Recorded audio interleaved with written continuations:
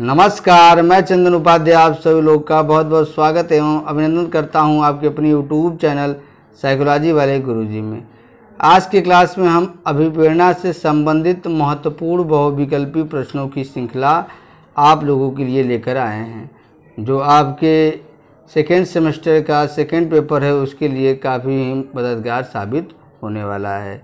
ठीक है, और ये फर्स्ट यूनिट का टॉपिक है। उसके बाद हम लोग सेकेंड यूनिट का जो टॉपिक है उसकी भी वीडियो आज आ जाएगी, इसलिए आप लोग वीडियो में लास्ट तक बने रहिएगा। और अगर आप चैनल पर नए हो तो चैनल को सब्सक्राइब ज़रूर कर दीजिएगा, क्योंकि इस तरह के कंटेंट मैं अपने चैनल पर लाता रहता हूँ। तो चलिए बिना किसी देरी के हम शुरू करते हैं और एक एक प्रश्न को देखते हैं। ये ऐसे प्रश्न मैंने अपने सीरीज में लिया है जो आपके एग्ज़ाम में निश्चित ही देखने को मिलेंगे। सबसे पहला प्रश्न आपके सामने ये रहा कि अभिप्रेरित व्यवहार की कुछ अपनी विशेषताएं होती हैं, निम्नलिखित में से इन विशेषताओं को सूची में नहीं रखा जाता।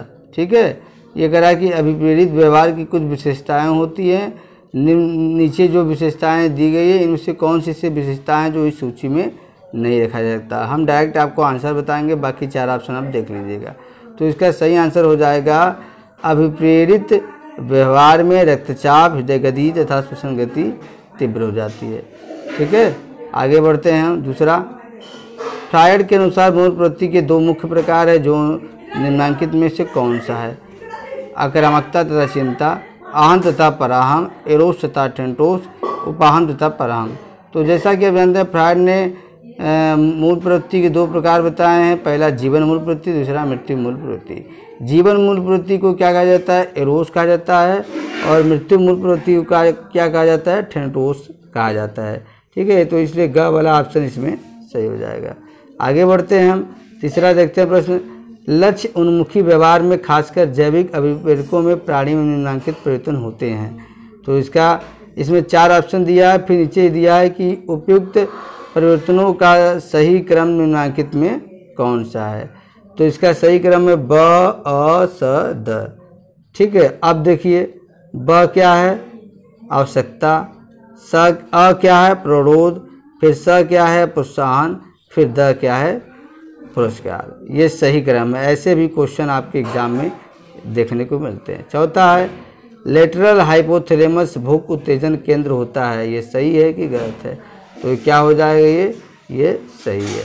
सही गलत भी आता है। अगला क्वेश्चन है पांचवा, वेंट्रोडियल हाइपोथैलेमस भूख संतुष्टि केंद्र के रूप में कार्य करता है। सही या गलत? तो ये भी क्या है? सही हो जाएगा।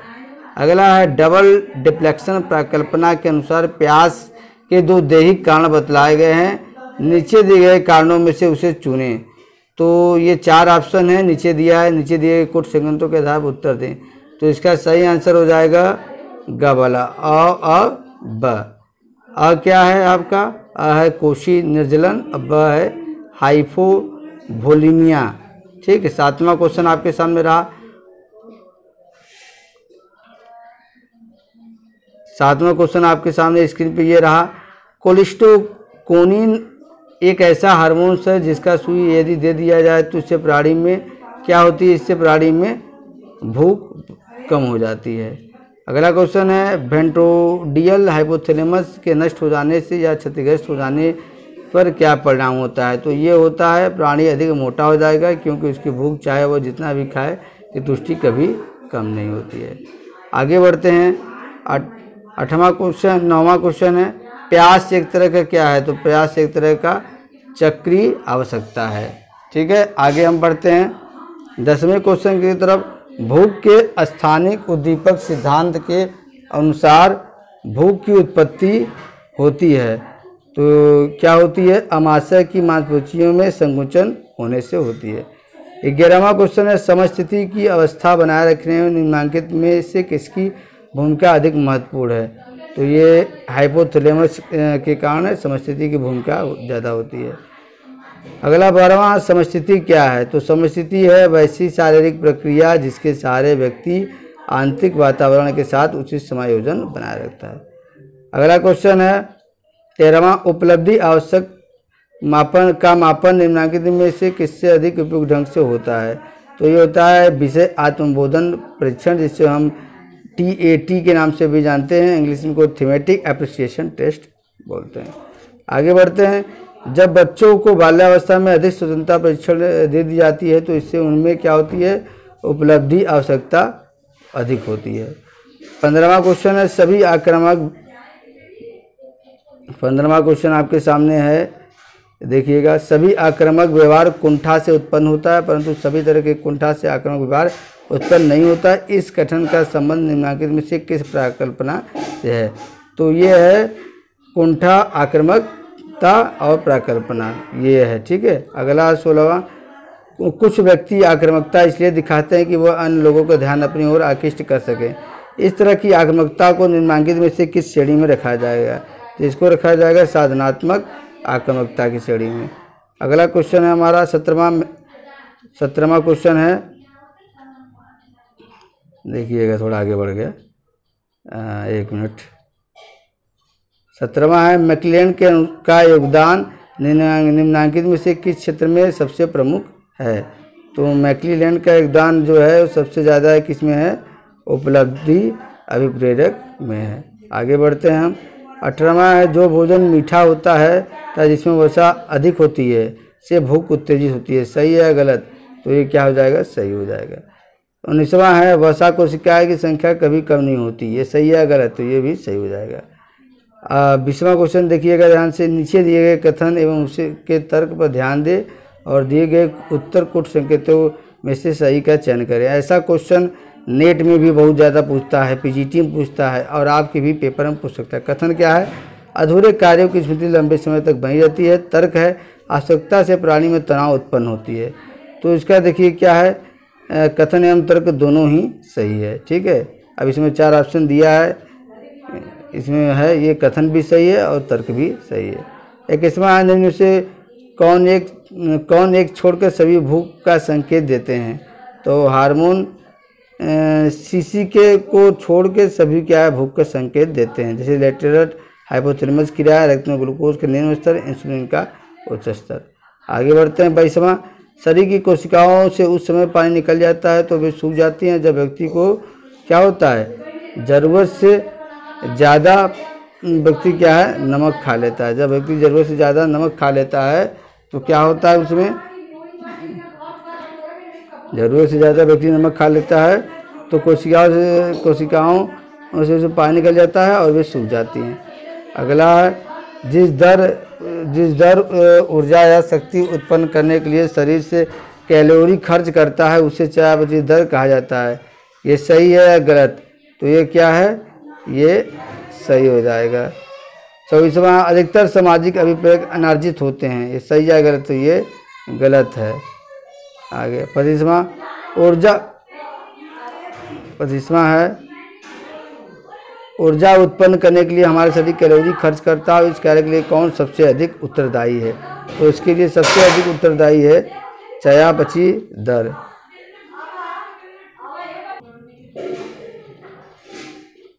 26वां क्वेश्चन है मैस्लो द्वारा प्रतिपादित मॉडल में सुरक्षा की आवश्यकता से ऊपर कौन सी आवश्यकता को रखा गया? जो मैस्लो ने हायरार्की थ्योरी दिया था उसमें आपको देखना है। तो इसमें सुरक्षा की आवश्यकता से ऊपर जो आवश्यकता है वो सदस्य होने एवं स्नेह पाने या देने की आवश्यकता। ठीक है। अगला 27वां क्वेश्चन की तरफ बढ़ते हैं। माता पिता की नकारात्मक मनोवृत्ति कारण लक्ष्य पर नहीं पहुंचने से उत्पन्न कुंठा को आप किस श्रेणी की कुंठा में रखेंगे? तो ये क्या हो जाएगा, ये पर्यावरणीय कुंठा की श्रेणी में होगा। ठीक। आगे 28वां, शिक्षक द्वारा वर्ग में डांट पड़ने पर छात्र यदि घर आकर अपनी छोटी बहन पर गुस्सा के जाहिर करता है तो ये किसका उदाहरण होगा? तो ये उदाहरण होगा विस्थापन का, डिस्प्लेसमेंट इसको इंग्लिश में बोलते हैं। आगे बढ़ते हैं अपने 29वें क्वेश्चन की तरफ। रिक्त स्थानों की पूर्ति करिए, ऐसे भी आते हैं क्वेश्चन। ठीक है, इसको आप ध्यान से देखते जाइए। भूख एक तरह का क्या है, भूख चक्रीय आवश्यकता है। अब भूख के स्थानीय उद्दीपक सिद्धांत के प्रतिपादन किसने किया? कैनन ने किया। एस्ट्रोजन क्या है? एस्ट्रोजन एक महिला हार्मोन्स है। स्वतंत्रता परीक्षण अधिक होने से उपलब्धि आवश्यकता क्या होती है, बढ़ जाती है। और अवरोध विधि द्वारा पशु आवश्यकता का मापन होता है। ठीक है, आगे बढ़ते हैं। सही गलत देख लेते हैं कुछ। प्रेरित व्यवहार में संतुलन का अभाव पाया जाता है। ठीक है, तो ये सही है। प्राणी के व्यवहार लक्ष्य को निर्देशित होते हैं। सही या गलत? सही है। प्रेरित व्यवहार में चयन का अभाव पाया जाता है, सही या गलत? गलत। आवश्यकता अंतर्निहित को जन्म देती है, सही या गलत? सही। भूख का नियंत्रण मस्तिष्क के हाइपोथैलेमस से होता है, ये सही है गलत? सही। ठीक है, ध्यान रखिए, भूख का नियंत्रण किससे होता है? मस्तिष्क के हाइपोथैलेमस होता है। और आगे कुछ और वो है फिल इन द ब्लैंक्स, उसको देख लेते हैं। प्रेरक क्या करता है? शक्ति प्रदान करता है। ठीक है, प्रेरित व्यवहार में आंशिक संतुलन पाया जाता है। रक्त में पानी की कमी से कोशिकाओं के विभाग सूखने लगते हैं। अब भूख का नियंत्रण के केंद्र के हमने आपको बताया हाइपोथैलेमस है। प्रेरणाओं को संबंध संपूर्ण प्राणी जगत से है। ठीक है, किसी एक मनुष्य से या इससे नहीं बल्कि सबसे है। अगला है प्रेरित व्यवहार मिलता है। तो प्रेरित व्यवहार किससे मिलता है? मनुष्यों में, पशुओं में, मनुष्य और पशुओं दोनों में मिलता है। ठीक, आगे बढ़ते हैं क्वेश्चन की तरफ। 41वां, प्रेरणाएं प्राणी में किस आधार पर उत्पन्न होती हैं? तो प्रेरणाएं प्राणी में शारीरिक संतुलन के आधार पर उत्पन्न होती हैं। अगला क्या है? प्रेरणा में कौन सा चक्र सही है? तो प्रेरणा में कौन सा चक्र सही है? प्रेरणा में सही है आवश्यकता, अंतर्निहित, कार्य और लक्ष्य। आगे मोस्ट इंपॉर्टेंट क्वेश्चन, मूल प्रवृत्ति सिद्धांत के जन्मदाता कौन है? अगला इंपॉर्टेंट क्वेश्चन है, मूल प्रवृत्ति सिद्धांत के जन्मदाता कौन है? तो इसके जन्मदाता हैं मैकडूगल साहब। ठीक, 44वां क्वेश्चन है, उद्दोलन अथवा सक्रियता के लिए कौन सा भाग उत्तरदायी होता है? तो इसके लिए होता है आपका, इसके लिए होता है रेक्टिकल फॉर्मेशन। ठीक, आगे बढ़ते हैं। लेटरल हाइपोथैलेमस में विद्युत प्रवाहित करने पर क्या होता है? भूख बढ़ जाता है। इसका सही ऑप्शन हो जाएगा, आंसर हो जाएगा भूख का बढ़ना। ठीक, आगे देखिएगा, आगे है 46वां, प्यास का आधार है। तो प्यास का आधार क्या होता है? रक्त में पानी की कमी होता है जिससे प्यास बढ़ जाती है। आगे 47वां, उपलब्धि प्रेरणा का मापन का आधार है। तो इसका मापन का आधार है TAT। क्या? TAT। 48वां, उपलब्धि प्रेरणा के जनक कौन है? तो देखिए, उपलब्धि प्रेरणा के जनक आपके हैं मैकलेंड महोदय। ठीक है, ध्यान से देखिएगा। 49, प्रेरणा की असंतुष्टि जो अवस्था जन्म लेती है उसे हम क्या कहते हैं? तो उसे हम कहते हैं निराशा। ठीक, आगे बढ़ते हैं। 50, निम्नलिखित में से कौन सा जैविक प्रेरक है? तो जैविक प्रेरक जो मतलब जन्म से प्राप्त होता है तो वो कौन है? नींद प्रेरक। ठीक, आगे बढ़ते हैं। प्रेरणात्मक चक्र के में निम्नलिखित कर्मों में कौन सा सही है? तो इसमें सही है आवश्यकता, प्रबोधन, प्रोत्साहन। आगे बढ़ते हैं। 52, निम्नलिखित प्रेरकों में से सबसे अधिक शक्तिशाली प्रेरक कौन सा है? तो देखिए, सबसे शक्तिशाली प्यास है। ठीक है, एक बार भूख नहीं लगे बर्दाश्त करेंगे, प्यास अगर नहीं आपकी पूर्ति हुई तो आप बर्दाश्त नहीं कर पाएंगे। 53 है, शरीर में समस्थिति भूमिका अधिक महत्वपूर्ण होती है किससे? हाइपोथैलेमस से। हाइपोथैलेमस क्या होता है? वो शरीर में समस्थिति बनाए रखती है।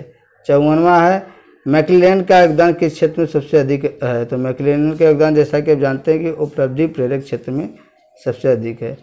अगला है 55वां, निम्नलिखित कथनों में कौन सत्य है? ठीक है, प्राणी के सभी व्यवहार परिणात्मक होते हैं। ठीक, उपलब्धि तो इसमें जो चार कथन दिया है, इसमें कौन सा कथन सत्य आपको छाट के बताना होगा। तो ये पहला वाला, प्राणी के सभी व्यवहार परिणात्मक होते हैं, ये सत्य है। 56 पशुओं के व्यवहार पर निम्नलिखित में से कौन प्रेरक अधिक प्रभाव डालता है? तो ये डालता है भूख प्रेरक। 57 एक गदहा घास के दो गट्ठरों के बीच भूख से मर गया क्योंकि वह तय नहीं कर पाया कि वह किस गट्ठर की घास पहले खाए। यह बताया कि गधा निम्नलिखित में से किस द्वंद्व का शिकार था? तो देखिए, ये शिकार था वो आगमन परिहार द्वंद्व। ठीक है, पॉजिटिव इन्फ्लुएंस और नेगेटिव दोनों उसके पास था, वो डिसाइड नहीं कर पाया। 58 है, मेस्लो के आत्म कार्यान्वयन आवश्यकता का अर्थ है। तो इसका अर्थ है उपयुक्त सभी, व्यक्तिगत विकास, आत्म इच्छा पूर्ति, योग्यता पूर्ति। 59 है, वारडेन के द्वारा दिए गए प्रयोग से प्रमाणित हुआ कि क्या प्रमाणित हुआ? ये प्रमाणित हुआ भूख प्रेरक से प्यास प्रेरक अधिक प्रबल या अधिक ज़्यादा उसका उपयोग होता है। 60वां, निम्नलिखित में से कौन अभिप्रेत व्यवहार का लक्षण है? तो व्यवहार में दिशा ये अभिप्रेत व्यवहार का प्रमुख लक्षण है। 61 है, जीवन में मृत्यु मूल प्रवृत्तियों की अवधारणा किसके द्वारा प्रस्तुत की गई? तो ये जीवन एवं मृत्यु मूल प्रवृत्ति क्या है, यह प्रस्तुत करने वाले फ्रायड महोदय हैं, इसको ध्यान रखिएगा। सी है डोलार्ड 62 है, आंतरिक शारीरिक संतुलन की प्रक्रिया का क्या नाम है, तो आंतरिक शारीरिक संतुलन प्रक्रिया का नाम है आवश्यकता पूर्ति।